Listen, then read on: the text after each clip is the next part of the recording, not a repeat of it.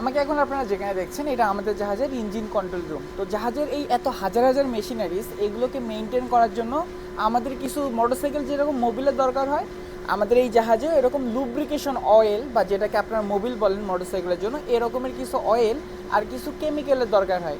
তো এতগুলো মেশিনারিজের জন্য একটা দুটো পথ তো থাকবে না, একটা একটা স্টোর থাকবে। তো চলুন আমাদের জাহাজের এই কেমিক্যাল স্টোর আর লুব্রিকেশন স্টোরটা কীরকম হয় এটা দেখে আসি।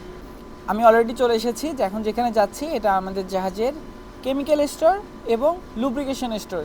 এখানে এই যে বড় বড় ডাব্বা যেগুলো দেখছেন, এগুলো প্রত্যেকটার ভিতরে 200 লিটারের বেশি করে লুব্রিকেশন অয়েল আছে। এগুলো গ্রেড আলাদা, মানে এক একটা মেশিনের জন্য এক এক টাইপের লুব্রিকেশন অয়েল আমরা ব্যবহার করি। আর একটু যদি আমি এখান থেকে সামনে যাই, এই যে টিয়া কালারের রঙের মতো এই যে যে ডাব্বাগুলো দেখছেন, এগুলো প্রত্যেকটাই কেমিক্যাল, এগুলো ডেঞ্জারাস। এগুলো ব্যবহার করার জন্য অবশ্যই আমাদের সেফটি নিতে হবে। সেই জন্য এই যে পিপিই লেখা যে বক্সটা, এটা পার্সোনাল প্রোটেক্টিভ ইকুইপমেন্ট, এটার ভিতরে সব সেফটি রাখা আছে। এখানে কোন কোন কেমিক্যাল আছে, কোন কোন লুব্রিকেশন অয়েল আছে তার লিস্ট, এখানে কোন কেমিক্যালের কি কি বিপদ সেটাও এখানে দেওয়া। তো এইগুলো অবশ্যই একজন ডিউটিরত ইঞ্জিনিয়ার ছাড়া কাউকে এটা সহজে হাত দিতে দেওয়া হয় না, তার কারণ এটা ঝুঁকি কীরকম আছে সেটা তো জানেনি।